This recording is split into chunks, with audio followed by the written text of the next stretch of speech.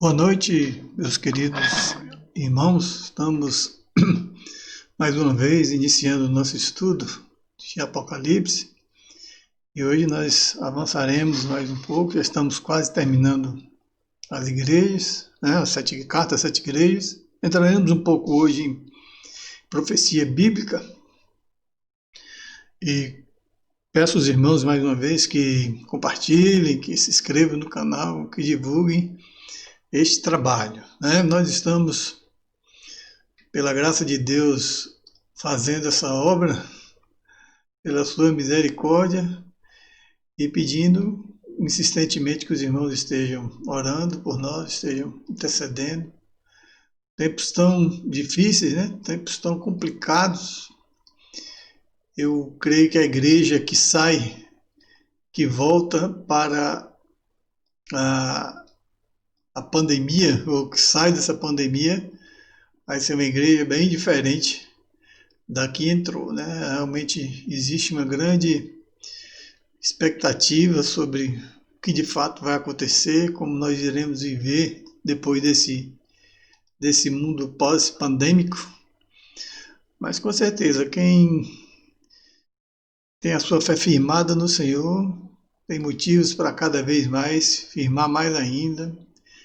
Quem não tem, eu acho que também vai tomar um caminho também de um esfriamento, né? Seja que as circunstâncias, os tempos, as dificuldades que estão nos cercando faz parte de um contexto de vigilância, de um contexto de aprimoramento, né? De santificação de fé para a igreja do Senhor. Nós sabemos que o Senhor vem buscar a sua igreja e ela passa justamente por esse tratamento difícil que estamos vendo e vivendo nos dias de hoje, né? Nós vamos hoje para Filadélfia, é a nossa penúltima parada, depois então Laodiceia. Recordando, como os irmãos já viram, nós já fomos para Éfeso, que significa desejável. O Senhor trata Éfeso, se dirige a Éfeso como aquele que tem as 7 estrelas em suas mãos, aliás, em sua mão direita, e anda entre os candelabros de ouro. Lembra-te de onde caiu é a mensagem para Éfeso, a igreja que perdeu o primeiro amor. Arrependa-se e pratique as obras que praticava no princípio. Se não se arrepender, virei a você e tirarei o seu candelabro do lugar. Nós já estudamos. E só lembrando aqui, irmãos, na corrente dispensacionalista, eu falei isso aqui uma vez, eu acho que teve alguma confusão. O dispensacionalismo é o que os irmãos assembleanos defendem, né? O que é, lembrando rapidamente, o que é o dispensacionalismo? A igreja passa por um período chamado Grande Tribulação, depois vem o milênio, então vem o juízo final.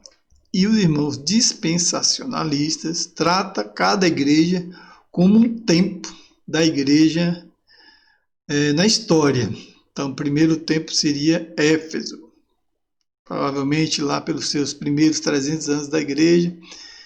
E eu coloquei aqui que essa, vamos dizer assim, essa linha de interpretação bíblica, essa escatologia futurista, não cabe alguns reparos aqui nessa crítica, porque a igreja que perdeu o primeiro amor, Éfeso, se fôssemos então interpretar dessa forma, significava que não existia hoje, nos dias de hoje, igreja com esse mesmo perfil. E a gente sabe que existem muitas igrejas nos nossos tempos com características da igreja de Éfeso, né? Então aqui cabe a crítica da corrente, cujo eu não defendo, irmãos que acompanham o estudo sabem, né?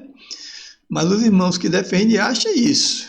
E, portanto, a igreja atual seria a igreja de Laodiceia segundo o pensamento dispensacionalista. E não é isso que nós estamos defendendo, tá? Então, para mim, na interpretação que a gente está vendo, as 7 igrejas reúnem, como 7 é um número de completude, de totalidade, é um desenho da igreja do Senhor nos dias e em todos os tempos, todas as igrejas em todos os tempos. Então, essas características, elas carregam após o nascimento da igreja, desde então, do primeiro século até o século XXI. Hoje, sabe Deus lá quanto tempo ainda passaremos aqui na terra, ou quanto tempo ainda falta para o que o Senhor possa vir. Né? Então, Éfeso é uma característica de uma igreja que perdeu o seu primeiro amor, como nós temos hoje muitas igrejas, ricas em doutrina, mas sem viver de fato o amor. Aquele velho dilema de você ter uma igreja fria e doutrinária, ou você tem uma igreja avivada e sem doutrina, né? A gente realmente vive um extremo mais ou menos parecido com os dias de hoje. Em Esmirna, também significado de mirra, né? O Senhor tratou Esmirna como aquele que é o primeiro e o último, soberania, né? De Deus, aquele e o último que morreu e tornou a viver. Então, ser fiel até a morte, darei a coroa da vida. Esmirna é a igreja perseguida. Característica da igreja perseguida, como nós temos hoje, espalhado pelo mundo também, a igreja perseguida. Repetindo e lembrando lá, norte da África, Coreia do Norte, China, né? E é como hoje também já se levanta alguns lugares, México, Argentina, né? Talvez nos países com uma linhagem mais socialista, marxista, né? Até no nosso país existe também esse viés de perseguição, como já tem agora no Congresso, vocês não estão vendo, na lei eleitoral, o abuso de autoridade religiosa, que tem esse nome já travestido de uma linha de perseguição. Quem está acompanhando as notícias está sabendo do que eu estou falando. Pérgamo é exaltação, né? É aquele que tem a espada afiada dos dois gumes, que é a palavra de Deus. E ao vencedor darei de maná escondido, também darei uma pedra branca e um novo nome escrito, conhecido por apenas aquele que o recebe. Tiatira, cheiro suave, é aquele cujos olhos são como chama de fogo, os pés de bronze reluzente. Aquele que vencer, farei da minha vontade, fazer aquele que vencer e fizer a minha vontade, até o fim darei autoridade sobre as nações. É a promessa a Tiatira. Esmirna, canto de alegria, foi a última igreja que nós estudamos, a igreja de Sardes, quer dizer, desculpe, é Sardes, aquela igreja intransponível que achava que era ainda o que foi em outrora, é aquele que tem os 7 Espíritos de Deus e as 7 estrelas. Nós ainda vamos ver profundamente cada um dessas saudações mais na frente, eu passo rápido, porque lá na frente a gente volta a tratar dessas saudações que é feita a cada igreja. O vencedor será igualmente vestido de branco, aí aquela alusão, os irmãos lembram, né? A vestimenta, dos vestidos, do fino linho que se fazia em Sardes. E aqui tem este resumão que eu fiz aqui também, só para ser mais redundante, para lembrar bem que essas coisas a gente vai sempre tratando. Eu falei para os irmãos que o Apocalipse ele é repetitivo, né? Ele é repetitivo. Só para lembrando, para a gente não perder as referências. O elogio a Éfeso é que ele rejeita as heresias, a igreja, como eu falei, doutrinária, só que precisava voltar ao primeiro amor, como foi a promessa, a instrução, e a promessa foi direito à da vida. Esmirna suportou o sofrimento, é exortada à fidelidade até a morte, a igreja perseguida, né? Receber a coroa da vida. Pérgamo mantém a fé, foi o elogio na igreja que perseverava na fé. O arrependimento e a idolatria é o contrassenso, né? Instrução dada à igreja de Pérgamo. A promessa é o maná escondido e o novo nome. E Pérgamo é onde está o trono de Satanás, né?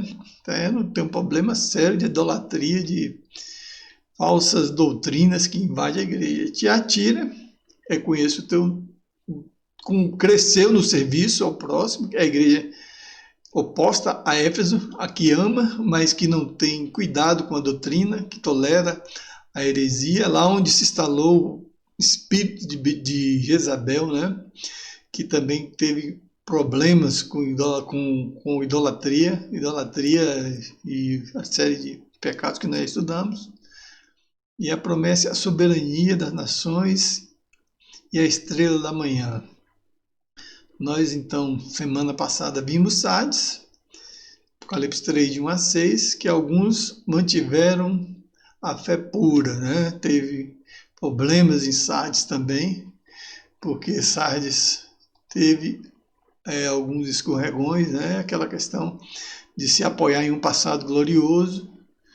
E aqui a instrução é buscar justamente esse renovo que ainda sobreviveu, buscar o renovo, lembrar a sua situação e aquele choque de realidade que às vezes a igreja precisa, né, de ver que não é mais aquilo tudo e buscar realmente em Deus reunir forças, né?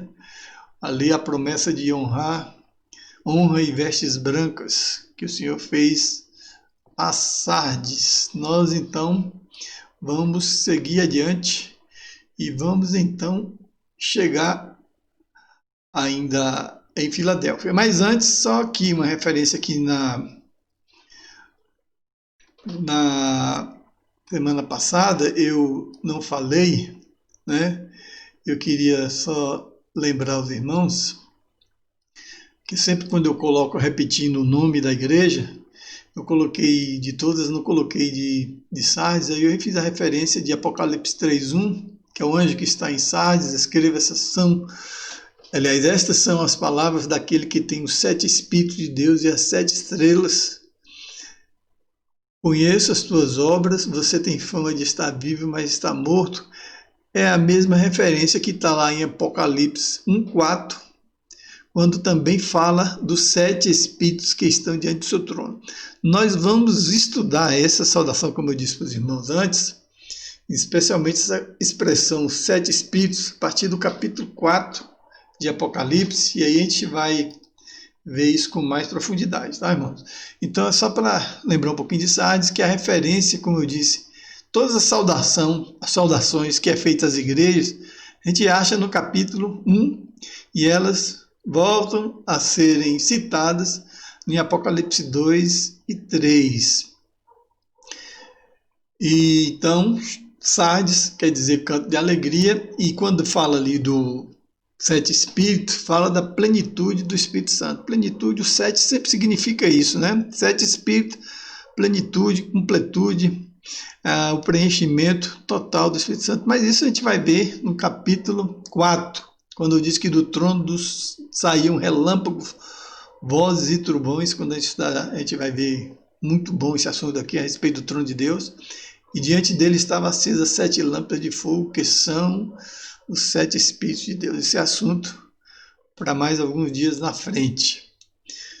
Quando então a gente chega a Filadélfia, Filadélfia é amor fraternal, nós vamos encontrar aqui algumas coisas muito boas para a gente estudar, e a gente vai entrar um pouquinho mais em profecia bíblica, que é mais a vontade que a gente tem quando a gente se refere a Apocalipse, né? Então, o texto de Apocalipse 3:7 vai dizer: ao anjo da igreja em Filadélfia escreva, estas são as palavras daquele que é santo e verdadeiro, que tem a chave de Davi, o que ele abre e ninguém pode fechar, e o que fecha ninguém pode abrir. Apocalipse 3:7, a referência da chave está lá também em Apocalipse 1:8. Sou aquele que vive, estive morto, mas agora estou vivo para todo sempre e tenho as chaves da morte e do Hades. Em algumas traduções vai aparecer a chave do inferno, né? Então, Filadélfia é o nosso assunto que iremos tratar a partir de agora. Filadélfia como cidade, a gente vai encontrar apenas a referência de Filadélfia, como em Pérgamo, se não me engano, e outras igrejas que nós citamos atrás, só em Apocalipse, né? Provavelmente, Filadélfia é uma igreja que foi alvo da ação missionária de Paulo, possivelmente na sua terceira viagem. Em Filadélfia há muitos judeus, como na Ásia, de um modo geral, a gente vai encontrar também judeus morando nessa região. Isso por causa do Império Romano, que se expandiu E as pessoas, de uma certa forma, foram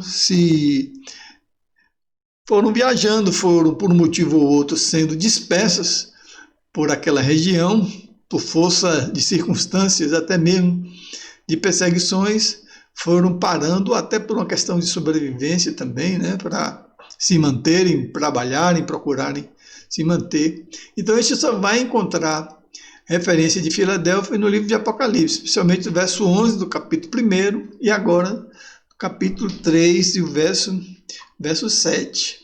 Está localizado estrategicamente entre os países antigos da Frígia e da Lídia e Mísia, né? São reinos bem da época de antes de Cristo, e ela está ali no centro da Ásia, fazendo limite a esses antigos reinos da Frígia, Lídia e Mísia. Foi fundada pelo rei de Pérgamo, Atalo, cerca de 140 anos antes de Cristo, e foi conhecida por sua lealdade a seu irmão. O nome Filadélfia significa amor fraternal, e esse rei, Atalo, deu esse nome porque ele tinha uma afinidade muito grande a seu irmão, um caso de amor entre irmãos, né? E ele deu esse nome em homenagem ao seu irmão, e ela ficou justamente com esse sentido e significado por ser o lugar desse sentimento entre irmãos, da mesma família, e aí o seu sentido do nome ser amor fraternal. Então, portanto, uma história, vamos dizer assim, interessante, né? Boa, nasceu justamente desse sentimento entre irmãos. Ela produzia uvas, né? Região de uvas, portanto, fabricava vinho. E o povo especialmente honrava a Dionísio. Dionísio é um rei, aliás, um deus grego, que era justamente o deus do vinho, né? Ele era celebrado justamente pelo vinho. Como lá se produzia muitas frutas, o povo era chegado no vinho e, portanto, a adoração a Dionísio, especialmente Império Grego, é uma coisa meio que natural. A cidade servia de base para a divulgação do helenismo. O helenismo é basicamente uma teologia grega, né? Um ensinamento grego muito,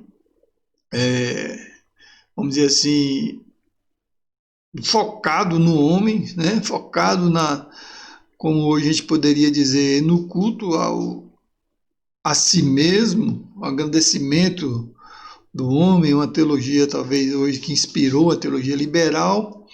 Então o helenismo vai aí influenciar também os filósofos, vai influenciar uma série de pensadores e vai atrapalhar muito também a igreja, né? Esse foco no homem, esse foco no antropocentrismo, né? O helenismo vai mais ou menos focar nisso aí, e é uma ideia grega, né? Uma filosofia grega. Filadélfia, então, foi destruída por um terremoto. Essa região da Ásia, ela é também uma região que se caracteriza muito por terremotos, né? Uma região que há muito movimento de placas tectônicas, né? Fruto de grandes terremotos, e ela foi destruída por um terremoto em 17 a.C., depois é construída pelo imperador Tibério, César Tibério, né? Depois de ser reconstruído, foi chamada brevemente de Neo-Cesareia, porque o Cesareia Nova, Neo de novo e Cesareia de César, né? Cesareia, cidade de César. Durante o reinado de Vespasiano também foi chamado de Flávia. E aí a gente entra naquela questão que eu falei bem lá atrás, que a gente teve o César, a era dos Césares, né? E teve a era dos Flávios, chamada era Flaviana. Então, conforme Vespasiano era Vespasiano Flávio, ele chamada de Flávia, né? Que era o nome da mulher dele, a forma feminina de um dos nomes dele, que ele era Flávio Tibério, né? Aliás, Flávio Vespasiano. Porque os Césares, seus irmãos lembram, os Césares esteve a era Flaviana, e Flaviano, Tibério, Flaviano e mais outra coisa, né? Era sempre o primeiro nome. Lembrando também que os Césares, diferente dos Flavianos, invocavam adoração para si, os Césares. A era Flaviano não foi bem assim. Atualmente a cidade de Alashi fica no mesmo lugar, construída sobre as ruínas de Filadélfia, né? Portanto, Filadélfia hoje não existe como cidade, está ali uma cidade construída sobre as suas ruínas. Então, entrando propriamente dito no texto bíblico, a Bíblia vai nos ensinar a respeito da igreja ali em Filadélfia, que diz o seguinte: essas são as palavras que é santo e verdadeiro, né? César, aliás, o Senhor se apresenta a Filadélfia como sendo este que é santo e verdadeiro, né? Santo porque não se mistura com coisas deste mundo, com coisas impuras, com coisas que não que vão de encontro à sua santidade. Isso a gente vai ver bem claro lá no Apocalipse 4, que vai refletir bem isso. Nós vamos ver isso com mais profundidade. Verdadeiro são características divinas, santo e verdadeiro, que não há mentiras, que não há engano. Então veja bem, ele se dirige a Filadélfia justamente colocando diante dela o que é o Deus que fala com a igreja. É importante a gente também refletir sobre isso, porque também, às vezes, talvez não perdemos, mas muitas vezes não pensamos muito nisso aí, né? Como essa característica de um Deus que servimos, que é santo e verdadeiro, que não há mentira. E quando nós, muitas vezes, não colocamos muito isso em evidência, em prática, nós temos uma vida pautada no pecado, pautada muitas vezes em coisas que desagradam ao Senhor, e a verdade vem como fruto de uma vida sem fé, né? Quando nós duvidamos e não acreditamos. E Deus justamente lembra a Filadélfia, como lembra a igreja de hoje, que Ele é o Deus verdadeiro, que Ele é o Deus santo. Então, o Deus que não se mistura e o Deus que não há engano, que não há mentira, né?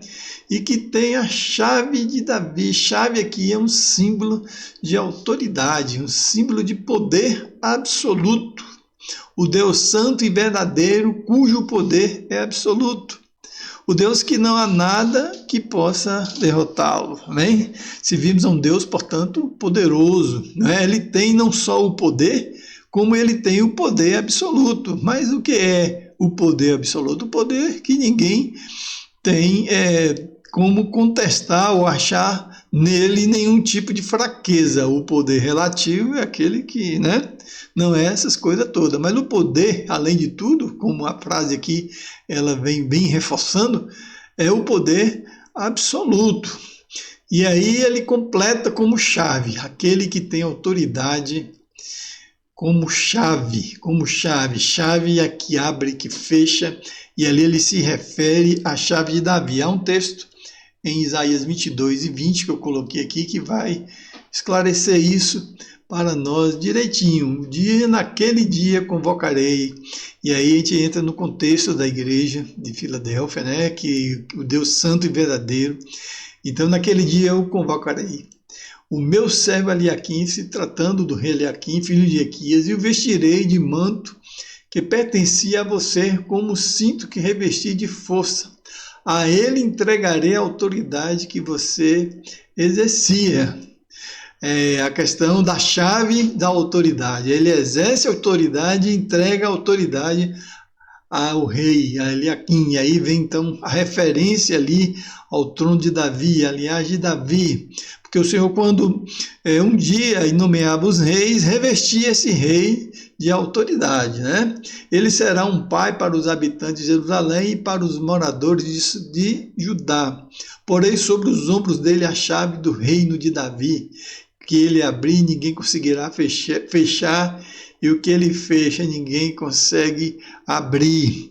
Então, não só o que tem a chave, mas é a chave que abre e ninguém fecha, como o texto está dizendo ali. E fecha e ninguém abre. São coisas irrevogáveis, né? É como o simbolismo todinho do reinado de Davi, como o rei decretava, falava, não tinha como, vamos dizer assim, voltar atrás, aquilo não poderia ser destruído, desfeito.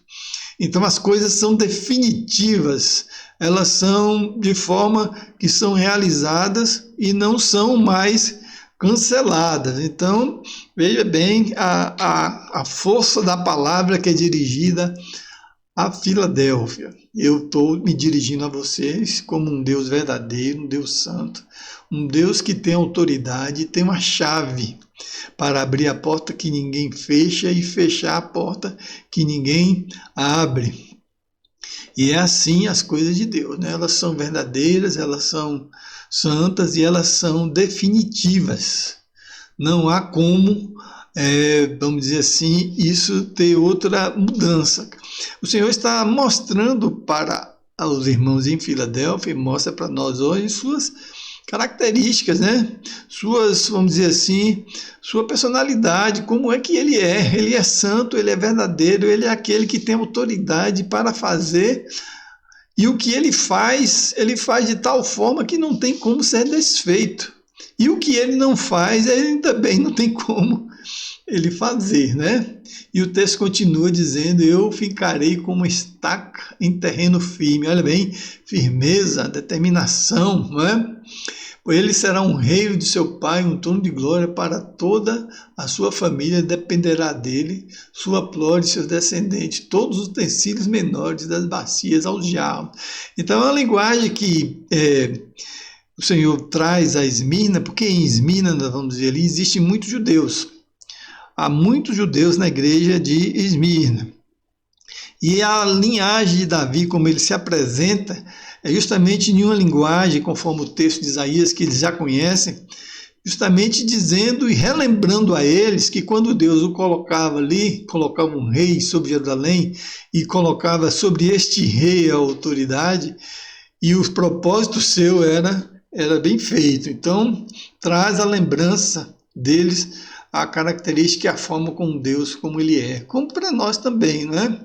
Se vimos a um Deus também que é verdadeiro, que é santo e que é definitivo em suas ações. E o que Deus faz, ele faz bem feito. Ele faz de forma decisiva, ele faz de forma contundente. Não tem como se reparar aquilo que Deus faz, né? E às vezes a gente quer até ajudar Deus, né? A gente quer falar, fazer aqui, dar uma ajudazinha. O que aconteceu, por exemplo, com Abraão, quando estava demorando de ter a sua promessa do filho, ele arrumou Agar para dar um jeitinho, e a gente sabe muito bem como é que essa história acabou, né? E o texto de Apocalipse 3:8 vai dizer, conheço as suas obras. Irmãos, lembram que todos os textos que nós estudamos em todas as igrejas, Deus também trata a igreja de Filadélfia do mesmo jeito, né? Ele conhece as suas obras. Como que isso é repetido várias vezes? Conheço as suas obras. Conheço o que você faz, conheço o seu dia a dia, conheço a sua rotina, conheço como as coisas funcionam no seu meio. Então ele vai falar para a minha igreja, para a sua igreja, para a nossa igreja. Eu falei, eu sei como é que a coisa é lá. Então não tem como eu contar uma novidade para Deus e nem explicar para Deus o que está acontecendo, porque a Bíblia diz que ele conhece a igreja, nos conhece tudo. Olha que coisa que ele vai dizer para Filadélfia. Eis que coloquei diante de ti uma porta aberta, uma porta que ninguém pode fechar. Sei que você tem pouca força, mas guardou a minha palavra e não negou o meu nome. Deus colocou diante da igreja uma porta aberta. Que porta aberta seria essa? Porta vai falar de oportunidade, né? E uma porta aberta é uma porta com oportunidade. Deus está falando a Filadélfia, está falando para nós hoje, que essa oportunidade ainda existe, essa porta continua aberta, apesar de, a gente vai lembrar das perseguições, apesar dos problemas, das dificuldades, apesar de uma série de coisas, né? Apesar das pandemias das coisas ruins que têm acontecido nos nossos dias, a porta está aberta. Às vezes a gente fecha a porta, às vezes a gente não quer ver a porta aberta, às vezes a gente até faz força para que ela se feche, mas o Senhor está dizendo que ela está aberta e ninguém fecha, e também no dia que ela fechar, ninguém vai abrir. Aliás, 1 Coríntios 26, 27 vai falar um pouco disso. Então ele vai dizer o seguinte: irmãos, pense que vocês eram quando foram chamados. Paulo leva a igreja de Coríntios a refletir como era a sua vida antes de Deus, né? Então a gente também é levado a pensar em porta aberta e fazer essa reflexão. O que você era antes de Deus te chamar? Será que depois que Deus entrou em sua vida mudou alguma coisa? E aí eu vi uma vez alguém falando assim que tem gente que às vezes aceita Jesus para ser um crente, para ser uma pessoa pior do que era antes. Misericórdia, né? E na verdade isso é um fato, isso acontece muito. Porque quando nós não tínhamos Deus, teoricamente, se Deus de fato entrou na nossa vida era bem ruim, bem pior. Então ele fala: vocês pensem quando vocês foram chamados.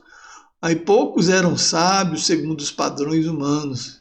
E muitas vezes ele está falando aqui de pessoas que eram muitas vezes, vamos dizer assim, desprezadas, muitas vezes pessoas que não tinham nenhuma espécie de conhecimento, né? Eram pessoas consideradas pelo mundo como pessoas insignificantes, estavam muitas vezes ali sem nenhuma importância dada pela sociedade, né? A gente pode lembrar, por exemplo, de pessoas que muitas vezes estão pelos becos caídos, bêbados, drogados, vivendo uma vida miserável, e o Senhor vai lá e tira essas pessoas do mundo, e como essa vida é mudada, né? Como as coisas se transformam, porque o Senhor, quando entra na vida do ser humano, ele muda a vida, né? E Paulo está justamente lembrando e falando isso para os irmãos, quando a gente está aqui refletindo da porta aberta. Então, poucos eram sábios segundo seus padrões humanos, eram pessoas desprezíveis, né? Poucos eram poderosos, poucos eram nobres de nascimento, ou seja, pessoas realmente pobres, pessoas segregadas por uma sociedade que desde sempre, né, as pessoas pobres, elas não têm nenhuma relevância na sociedade, não têm nenhuma importância. Aí ele fala: mas Deus escolheu as coisas loucas do mundo para envergonhar os sábios, e escolheu as coisas fracas do mundo para envergonhar os fortes. Então Deus transformou essas pessoas que não eram sábias, pessoas muitas vezes adultas, ignorantes, brutas, e essas pessoas que também não eram poderosas, e Deus então transformou essas pessoas que para o mundo eram consideradas coisas desprezíveis, e aqui ele fala coisas loucas desse mundo, que o padrão do mundo é esse, né? Quem vale alguma coisa é quem tem uma certa relevância, uma certa uma posição, quem tem dinheiro, quem tem poder, etc. E aí então Deus pegou essas pessoas e transformou, né? É a loucura que o Senhor fez. Ele pegou as coisas loucas do mundo para envergonhar os sábios, escolheu as coisas fracas do mundo para envergonhar os fortes. Então aquelas pessoas olham: mas não era aquele cidadão que vivia jogado pelos becos, aquela pessoa insignificante que conhecemos ali e tal. Então o Senhor tem o poder para transformar vidas. E Paulo justamente fala disso, lembrando o sentido do que é a porta aberta, né? E Deus capacita esses loucos, esses desprezíveis, homens desprezíveis, outrora desprezíveis, que foram alcançados pelo poder, pela grandeza de Deus, irmãos sem nenhuma relevância, sem nenhum significado, que basicamente eram as pessoas que viviam em Filadélfia. Eram pessoas simples, pessoas sem nenhuma posição social, pessoas comuns, eu diria até pessoas ignoradas pela sociedade e pela cidade, mas de repente essas pessoas ganharam uma relevância e uma importância muito grande, né? E essas pessoas se tornaram sábias, se tornaram pessoas relevantes. E aí tem esse pensamento que eu coloquei para os irmãos, um pensamento que eu gosto muito, que diz que Deus não escolheu os capacitados, Deus capacita os escolhidos. Ou seja, ele pega o induto, ele pega o miserável, ele pega a pessoa sem nenhuma importância e dá a eles uma posição diferente, né? E aí por isso que Paulo falou, lembra o que vocês eram? E todo esse contexto da porta aberta é justamente essa porta aberta é a porta do Evangelho, que está aberta justamente para pegar pessoas miseráveis, sofredoras no mundo, e a miséria ela alcança a todos, né, de forma bem democrática. Às vezes as pessoas não são miseráveis porque não têm dinheiro, mas são miseráveis porque não tem Deus, e mesmo tendo dinheiro, continuam sendo miseráveis, com pessoas egoístas, pessoas que não amam, pessoas frias. Mas os que estão e o que o Senhor resgata por essa porta aberta são pessoas que são transformadas. E aí o Senhor fala, né, terminando aquele versículo dessa porta aberta, o que ela fez, trouxe essas pessoas por essa porta e essas pessoas guardou a sua palavra e não negou o seu nome, né? Essas pessoas não têm desprezado o Senhor. Então Filadélfia é uma igreja de pessoas simples, uma igreja de pessoas que saíram de uma situação terrível, social, de uma situação moral, de uma situação de pecado muito grande, e elas então alcançadas, elas são revigoradas, são transformadas pelo poder de Deus, e elas continuam firmes, confiando na palavra. A loucura do Evangelho transformou essas pessoas e elas estão firmes, não negam o nome do Senhor. Então Filadélfia é uma igreja simples, uma igreja pobre, uma igreja de pessoas muito simples, que as pessoas muitas vezes não daria nada por ninguém que estava lá, mas o que o Senhor colocou ali com uma porta aberta para que aquelas vidas fossem então transformadas. E aí então a gente começa a enxergar mais um pouco a realidade da igreja de Filadélfia. E aí vejam o que farei com aqueles que são da sinagoga de Satanás. Sinagoga de Satanás é uma expressão que nós já vimos lá na igreja de Esmirna.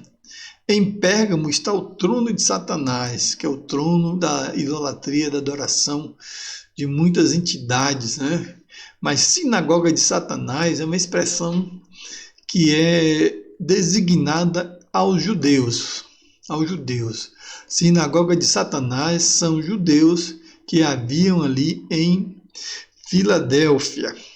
E quando nós vimos essa expressão, conforme nós já tratamos dela, de sinagoga de Satanás, fala justamente da perseguição dos judeus.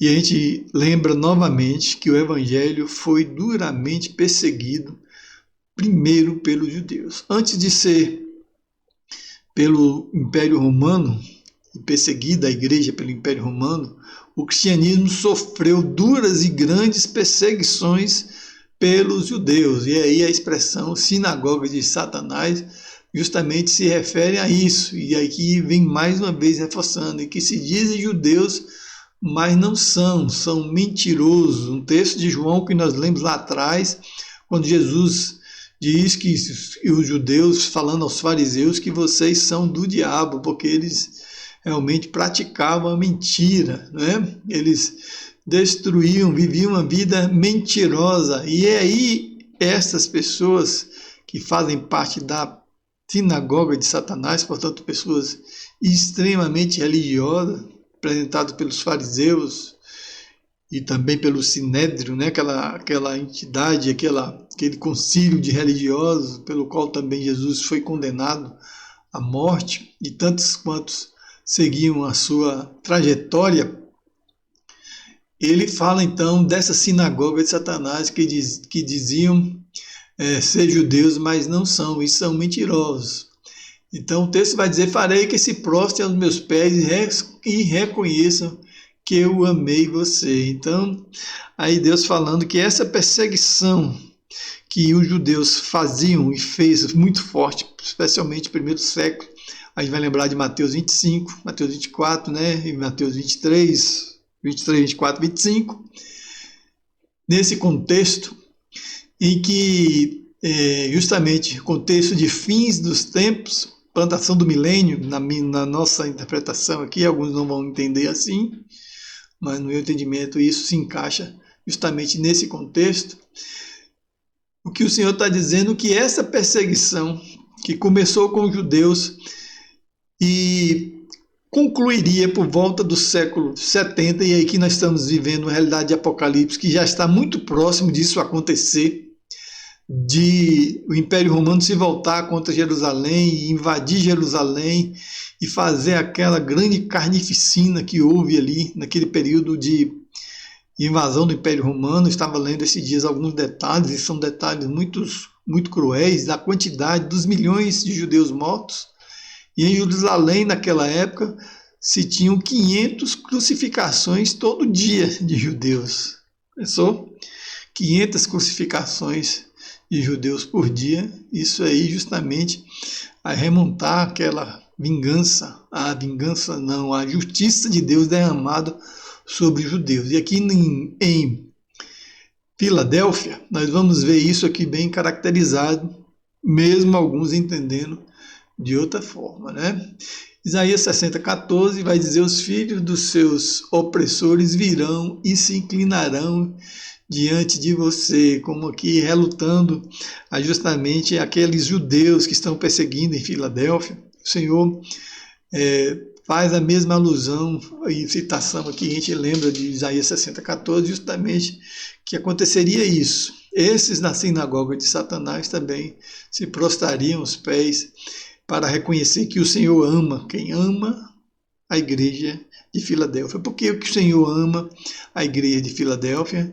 Porque eles não abandonaram, não negaram o seu nome, permaneceram firmes. Então o Senhor ama sempre, está sempre amando aqueles que amam a sua palavra e permanecem fiéis ao seu nome.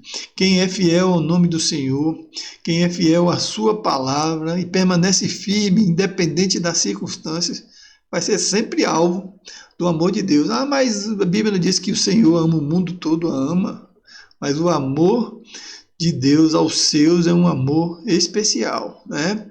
Um amor especial. Deus ama o homem, mas não ama o pecado, né? Deus não ama o pecado. Então ele vai dizer: todos que desprezam se curvarão diante dos seus pés e chamarão cidade do Senhor, Sião, santo de Israel. A expressão santo, novamente, como é referido lá justamente a Filadélfia, né?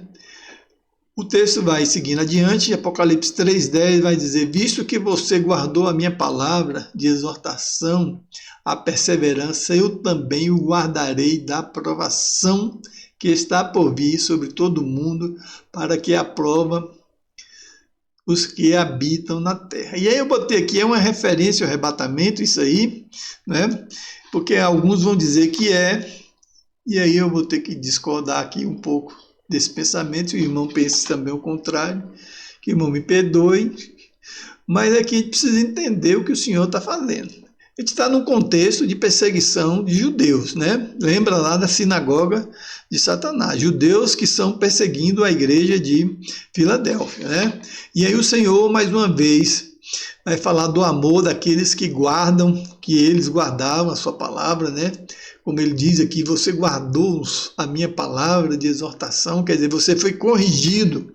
Exortar alguém é você ouvir, como ele diz, guardar a exortação é você entender aquela correção e praticar o que aquela exortação te leva a fazer, né? Diferente dos outras igrejas, aliás, principalmente da igreja que a gente estudou antes, né, de Tiatira, se não me engano, eu não estou falando aqui, trocando, porque eu tenho uma dificuldade muito grande com nomes, mas as pessoas eram repreendidas, eram admoestadas, eram convocadas, mas elas não estavam preocupadas com o em arrepender-se, né? Você, às vezes, na igreja é assim, tantas pessoas ouvem tantas coisas, e, no entanto, aquelas palavras, como diz o pessoal, entra por um ouvido, sai por outro, e aquilo não produz nenhuma mudança, nenhuma transformação, mas os irmãos em Filadélfia, apesar de serem pessoas simples, né? E aí o Senhor vai dizer a loucura do Evangelho, aquela porta aberta que entrou ali em Filadélfia. E aí, então ele vai dizer, vocês honraram a minha exortação, você guardou a minha exortação. Ou seja, vocês mudaram de atitude quando eu falei que a sua atitude não era correta, né? Deus está corrigindo, o Espírito Santo falando, e as pessoas foram sensíveis a ouvir a voz do Espírito Santo e mudar a sua vida. Como isso tem sido cada vez mais difícil em nossos dias, né? A gente tem ouvido muitas vezes e a gente não tem mais feito isso aí que os irmãos em Filadélfia fazem. A exortação realmente ter um efeito. E eles então são elogiados por isso. E ele faz uma promessa gloriosa. Vai vir uma grande perseguição para os judeus. Vai vir uma grande, vamos dizer assim, uma grande destruição, a palavra não é bem essa, vai vir um grande mal vai cair sobre os judeus. E então, tribulação, essa palavra que estava me faltando, vai vir uma grande tribulação sobre a terra, como diz aí, que está por vir sobre a terra. A hora da provação, em outras versões, vai trazer a hora da tribulação. Uma tribulação que ninguém passou, e realmente a tribulação feita lá pelos judeus é uma coisa terrível, né? Quem acha que discorda diz que acha que vai vir coisa pior, pelo menos não entende desse jeito, né? O período foi aquele. Então ele vai dizer, quando isso acontecer, quando essa grande perseguição chegar para os judeus, fruto da minha ira, da justiça de Deus caindo sobre ele, vocês serão preservados. E aqui muita gente vai dizer que isso aqui está falando do arrebatamento, né? Que quando vier a grande tribulação, a igreja seria levada e seria então poupada de passar por isso. Mas a promessa aqui, que a gente vai justamente não encontrar nenhum sentido nessa interpretação, a palavra aqui é dirigida à igreja de Filadélfia. Então só os irmãos da igreja de Filadélfia, se a gente fosse entender assim, seriam poupados, porque essa promessa não é feita a nenhuma das outras 7 igrejas, das outras 6 igrejas. Só é feita então a Filadélfia. Por isso, então, não cabe aqui essa referência ao arrebatamento. E este detalhe aqui a gente vai ver mais na frente, os motivos pelo qual não pode ser isso aí, né? Há uma coisa também que a gente pode ver no texto, é que esse termo não pode ser justamente tratando do mundo do arrebatamento, porque a palavra que é usada aí no original grego, este mundo que é o homem, é terra habitada. Se não, seria usada a palavra cosmos, que quer dizer o mundo inteiro. Então, quando ele usa ali no texto que nós vimos, quando que é a palavra traduzida ali, que não viria sobre o mundo, né? Que viria sobre o mundo, vou voltar um pouquinho mais aqui, ali, parabéns sobre todo mundo. Essa palavra aqui no original do grego está dizendo sobre o mundo habitado, ou seja, sobre o mundo do Império Romano, né? Que é o sentido mais correto de se interpretar, porque o grego tem uma palavra para a terra habitada, que é o mundo onde vocês estão vivendo, o sentido, que é o kolmené. Desculpa que o grego meu é bem vagabundo, né? Então, não usaria a palavra, em vez de usar o kolmené, usaria cosmo. Cosmo sim significa o mundo inteiro, e o texto ele não fala justamente disso. E aí então a gente vê essa outra questão aí, como ficaria a próxima igreja, que era Laodiceia? Ou então como ficariam as igrejas anteriores? Como ficaria Éfeso, Pérgamo, Esmirna, né? Tiatira e as demais igrejas? Só Filadélfia seria poupada, né? Então não faz sentido, né? E Laodiceia aqui seria o próximo, segundo a interpretação desses mesmos irmãos, seria o próximo da igreja atual. né? Simbolicamente, Laodiceia, pelos irmãos dispensacionalistas, seria o período adicional da história da igreja.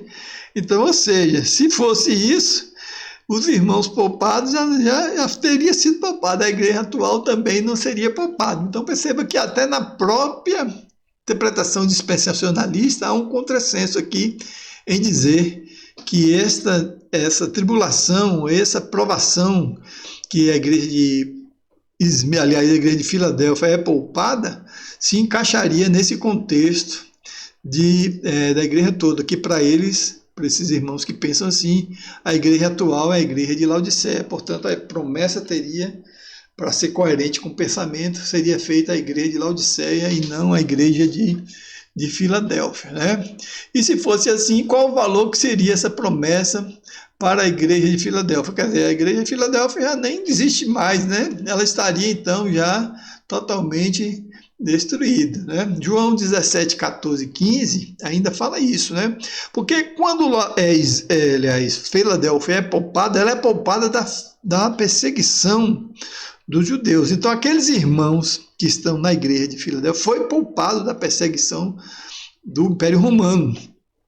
Enquanto que os judeus que perseguiam aqueles que eram da sinagoga de Satanás, esses sim foram duramente perseguidos pelos romanos e até muitos deles foram mortos. Aliás, muita gente morreu perseguido justamente pela invasão do Império Romano a Jerusalém, no ano 70, né? Portanto, aqui, naquela linha que nós estamos vendo, essa igreja, essas cartas, foi escrita durante o Império de Nero. E a invasão é feita no Império de Domiciano, logo na frente, né? Logo na frente. Mas nós vamos ver isso mais na frente, com maiores detalhes e tudo mais.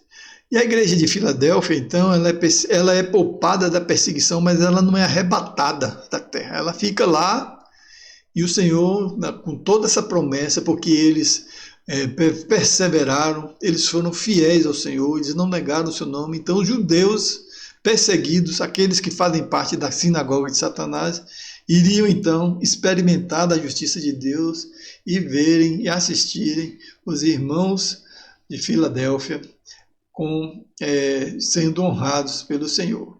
João 17, 14 e 15, até combatendo um pouco dessa ideia do arrebatamento, para que a igreja não passe por tribulação, João disse justamente isso, né? Deles a tua palavra e o mundo os odiou. Quer dizer, naturalmente o mundo hoje nos odeia, né? E aí ele vai, na oração que Jesus faz pelos discípulos, por nós, então ele fala, pois eles não são do mundo. Por que o mundo nos odeia? Por que o mundo odeia aqueles que têm um compromisso do Senhor? Porque não pertencemos a este mundo. Então, por isso, o ódio e a perseguição. O crente é o servo de Deus que é muito amado pelo mundo, a coisa tem um negócio errado aí. Tem uma coisa diferente, né? Tem uma coisa diferente. Quem quer viver de bem com o mundo para não ser perseguido, justamente tem um problema aí, porque o Senhor diz que o mundo nos odiaria, porque justamente nós não somos do mundo. E a oração que o Senhor fez foi essa aqui, ó, rogo-vos, não rogo para que os tire do mundo. Então, na perseguição, no momento da tribulação e das dificuldades, o Senhor não vai nos arrebatar e tirar do mundo, não. O Senhor diz para que não nos tire do mundo, mas o quê? Mas nos proteja do maligno, nos proteja do mal, né? Nos proteja do mal. E aí então vem a palavra para a igreja, né? Apocalipse 3:11, venho em breve, reconheça o que você tem, venha em breve. A palavra breve aqui é justamente breve, e aqui há dois sentidos que a gente precisa entender. Para Filadélfia, venho breve, é porque breve seria justamente 1 ano ou 2 depois, que já estava para acontecer a invasão romana, a perseguição dos romanos aos judeus, e aquela morte, aquela carnificina toda da destruição e aquele tanto de coisa que sobreviria sobre os judeus, principalmente sobre os judeus que perseguiram os cristãos e mataram, condenaram o Senhor à morte, né? Que fez coro para que soltassem Barrabás e crucificassem Jesus. É o propósito de Deus? Era o propósito de Deus. Mas isso não impede que o Senhor os puna, que o Senhor derrame sobre eles a sua ira, a sua justiça. Isso a gente já viu muito lá, quando nós estudamos Mateus 24, versos 23, 24 e 25, né? Os motivos porque veio aquela perseguição, aquela tribulação no ano 70. Então ele está se referindo a Esmirna, aliás, Esmirna não, Filadélfia, irmão, me desculpe, que eu boto até o nome aqui na minha frente para não estar trocando, a Filadélfia, que a perseguição viria e ela estaria perto de acontecer, próxima. Um ano, 2 depois que a carta chegou, essa coisa aconteceu, falou, em breve, venho em breve, porque é a vinda do Senhor representando aqui duas coisas, a justiça sobre os judeus, né? A ira do Senhor derramando sobre os judeus, colocando e dando início ao seu reinado, de fato, reinado sobre o seu milênio. Isso a gente vai estudar com mais calma ali na frente. Então a advertência para eles é essa, o sentido de brevidade é o sentido de que está perto de acontecer. Para nós hoje, também soa como breve, né? Breve porque nós devemos ser vigilantes para nós em o contexto da vigilância. E aí, então, se encaixa perfeitamente Mateus 25, que vai falar sobre as 10 virgens, que vai falar sobre a questão dos talentos, a palavra dos talentos. Os irmãos veem, até porque o Senhor chega para mim no momento em que a morte chega. E no momento que ela acontece, o Senhor chega para mim. E isso aí a gente não pode prever, né? A gente não pode prever. Quantos têm perdido a sua vida nesses dias tão difíceis de pandemia? Até ontem ou anteontem, um missionário de missões nacionais, Mato Grosso do Sul, se não me engano, faleceu. Estava lá no campo, trabalhando. E aí, então, ele foi vítima da Covid e morreu. Então, para esse irmão, o Senhor veio. Ele veio de forma breve, né? De forma breve. Então, pode ser breve para nós e pode ser que o Senhor amanhã chegue, venha e ponha fim nisso tudo. Há quem até torça muito para isso, eu até concordo com isso, né? Do jeito que o mundo está, do jeito que as coisas estão, o Senhor já deveria ter voltado, né? Eu não sei aonde nós vamos parar em um mundo tão cruel e duro como nós vivemos. Então, para Filadélfia, esse breve é breve mesmo. É rapidinho. Então, não encaixa aqui a questão de já se passou milhões de anos e Filadélfia não viu isso acontecer. Não, Filadélfia viu isso acontecer, porque isso aconteceu brevemente. Então, o conselho a Filadélfia, o conselho para nós também é retenha o que você tem. Retenha o que você tem. Então, é vigilância. Mateus 25, olhe o que você tem. Preserve a sua fé, como o texto lá atrás vai dizer. Preste atenção à exortação, veja o que Deus tem falado com você. É hora de reparar, a porta aberta, oportunidade, tempo de fazer e viver conforme o Senhor está dizendo, né? Então, o Senhor diz a Filadélfia, diz a nós, a porta aberta, oportunidade. Mas a porta aberta também diz que ela pode se fechar. Como ele diz, eu tenho as chaves, que fecha e abre, abre e ninguém fecha. É o Senhor quem determina todas as coisas. Então, a recomendação para nós é retenha o que você tem. Cuidado, né? Para que ninguém tome a sua coroa. Seja perseverante. Sua coroa é sua salvação, é sua vitória, não é? O Senhor realmente nos dá essa advertência. É tempo de dificuldade, é tempo de advertências. Filadélfia é um contexto em que uma igreja que foi alvo da graça, do amor de Deus, aí a porta aberta, é uma igreja também que era focada em anunciar a palavra do Senhor, porta aberta também significa isso. Interessante que as igrejas hoje estão diante de si uma porta aberta. Agora, a questão é o que estamos, vamos dizer assim, procedendo diante dessa atitude de uma porta aberta, porque ela fecha, ela será fechada, né? O Senhor nos deu autoridade, como deu a chave de Davi, como ele fala no texto, no início, nos deu autoridade para sairmos por essa porta aberta e proclamar o seu nome, né? Então a recomendação é essa, seja Retenha o que você tem, para que ninguém tome a sua coroa, para que você não se perca. Quando João escreveu essas palavras, e aí é que esse texto aqui, já falei para os irmãos, né, que ele tinha que a questão da salvação, que é eterna, isso nós já vimos lá na igreja de justamente de Esmirna, né, já falamos disso, aliás, de Esmirna, não de Sardes. E o texto vai continuar aqui dizendo: farei de você, farei do vencedor. Farei do vencedor. No reino de Deus não existe lugar para perdedores, só para vencedores, né? Uma coluna do meu Deus e dali jamais sairá. Escreverei nele o meu nome. Aliás, escreverei nele o meu nome, o nome do meu Deus, o nome da cidade do meu Deus e a nova Jerusalém que desce do reino da parte de Deus. Também escreverei nele o meu povo. Há um costume pagão na cidade de Esmina, que as pessoas, quando adoravam os deuses, colocavam os seus nomes nessas colunas. E aqui o texto faz uma referência a isso, né? Que quando o vencedor vai ser coluna, mas não coluna em um templo da idolatria romana, grega, mas uma coluna no templo do Deus vivo, né? Do meu Deus vivo, que dali jamais sairá.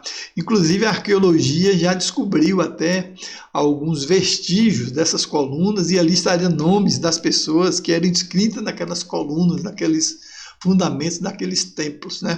Nós temos até um costume na igreja lá da Boa Nova Itapetinga mesmo de se lançar a pedra fundamental da igreja e colocava ali numa caixa os nomes das pessoas que fundariam a igreja, né? Eu participei até de uma cerimônia relativa a essa, e quando eu estava lendo esse texto aqui, eu me lembrei disso, né? Isso é um costume que vem de muito tempo, e aí o Senhor faz essa alusão aqui, que no tempo lá do Império Romano, no costume grego, somente a gente vai ver isso em Filadélfia, as pessoas faziam isso, então ele falou, ao invés de escrever nesse tempo, escrever no santuário do meu Deus, né? Seu nome vai estar lá nesse santuário que é muito mais relevante e muito mais importante do que isso aí, né? Então é justamente isso que eu falei, que era escrito isso aí. O texto também vai nos relatar sobre a questão, que é uma questão tanto quanto apologética, né? Vocês não estão sendo utilizados como pedra viva na edificação de uma casa, texto de 1 Pedro 2,7, para serem sacerdócio santo, oferecendo sacrifícios espirituais aceitáveis a Deus. Aqui, justamente o sentido de que é ser coluna, né? Não é simplesmente escrever o nome numa pedra, mas aqui são também utilizados como pedras vivas, porque a igreja não é coluna nem tijolo, igreja é gente, né? E às vezes até a gente trata a parede e o templo, a construção, como se fosse uma coisa santa, e na verdade elas são colunas, são material, são concreto, são pedra. Coluna da igreja é pessoas, é gente. Aí Pedro vai dizer isso para eles, justamente fazendo alusão a essa coisa da eclesiolatria, a adoração do templo, né? O templo é santo, não, o templo não é santo. A mesa não é santa. O altar é santo, o altar santo do Senhor. As umas expressões que às vezes é comum a gente ouvir, a santa mesa, santa isso. Não, essas coisas são matérias, como era costume no tempo de Jesus, as pessoas santificarem esse tipo de coisa. Mas não é isso que o Senhor está dizendo a Filadélfia, dizendo a nós hoje, como diz essa referência à carta de Pedro 2,5. Vocês também estão sendo utilizados como pedra viva. A igreja de Deus é feita de gente, né? Que aqui no texto é tratado como pedras vivas. A gente sabe que pedra é um ser inanimado, é um mineral. Mas nós somos construções de Deus, pedras vivas, na edificação da sua casa espiritual, para serem o que? Sacerdócio santo, vida santa. Vida santa, né? O que Deus quer não é um templo, não é uma mesa, não é um banco santo. Deus quer pessoas santas. Essas pessoas santas que são alvos de Deus. Essas pessoas santas são justamente o que Deus quer ver, não é? E aí ele vai dizer, para serem sacerdócio santo, sacerdote, o papel do sacerdote é levar o sacrifício, né, a Deus, o acesso a Deus, a adoração a Deus. Só se chega a Deus através desse sacerdócio. E esse sacerdócio tem que ser santo, oferecendo sacrifícios espirituais, ou seja, fruto de uma vida voltada para o Senhor, uma vida focada justamente naquilo que é exortado à igreja de Filadélfia, né? O Deus verdadeiro, o Deus santo, o Deus que é potente, que é poder, nele há poder absoluto, como o texto se refere a Filadélfia. Então, essas pessoas que o Senhor está se referindo, não a templo, não a pedra, não a nenhuma matéria, mas a gente, igreja a gente, né? Igreja a gente.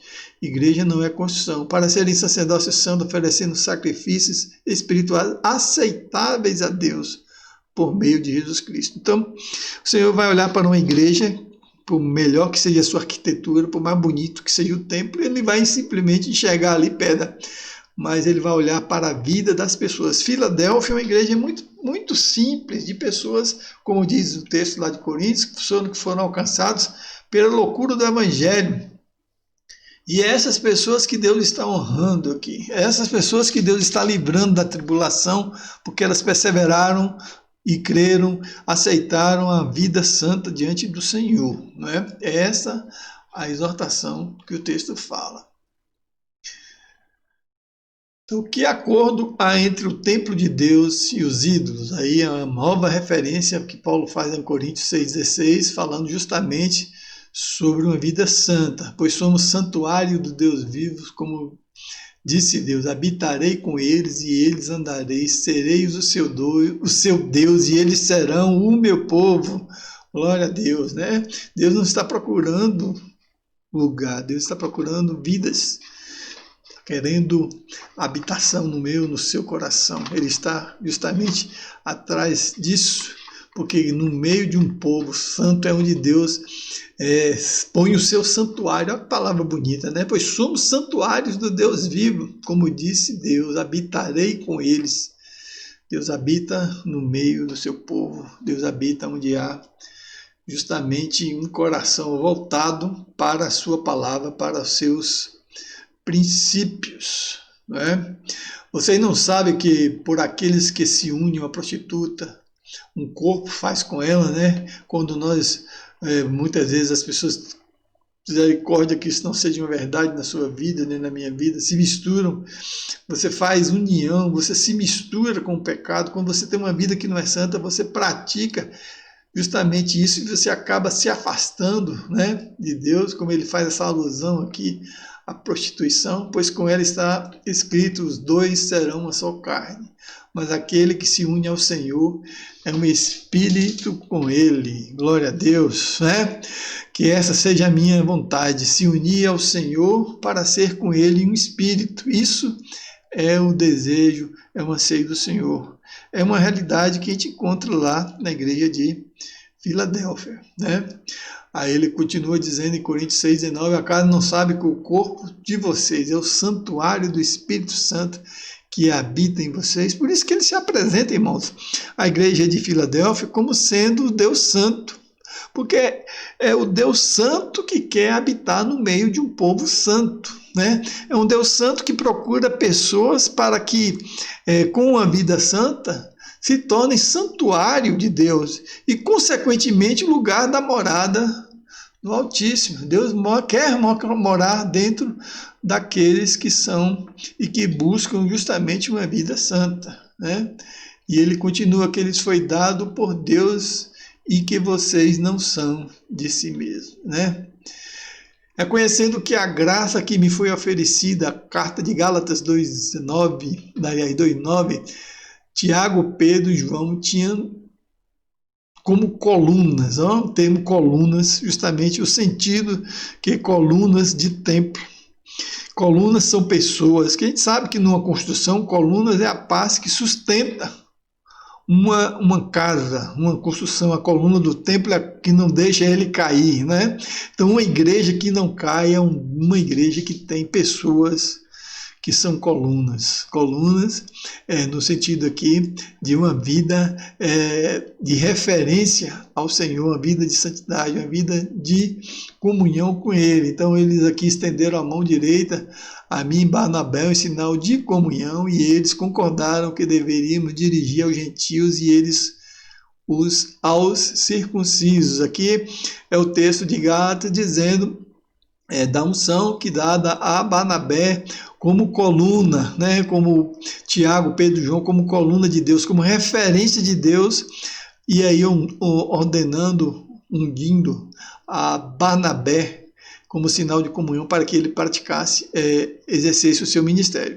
E aqui o sentido da coluna é justamente da autoridade que é dada a Pedro e João como coluna, como é dado a todos aqueles como referência de vida, também se enquadram no sentido que é aqui a mensagem de Filadélfia é encaminhada, né? Ser coluna e santuário de Deus é o equivalente à garantia de salvação eterna, né, pessoal? Então, é o sentido mais profundo de ser coluna. Coluna é uma coisa definitiva, né? Não se põe a coluna para depois tirar, não, essa coluna não serve, vou tirar, e se fizer isso, cai tudo. Então é uma coisa definitiva, aí vai lembrar lá da chave, a porta que abre não fecha, do que fecha não abre, as ações de Deus são definitivas, são irrevogáveis, ninguém pode desfazer isso, né? Por isso que a coluna do santuário de Deus equivale a uma garantia de salvação eterna. A coluna fixada não sai mais de lá. Escrevi o nome dele, do meu Deus, e no nome da cidade do meu Deus, e a nova Jerusalém que desce do céu da parte de Deus.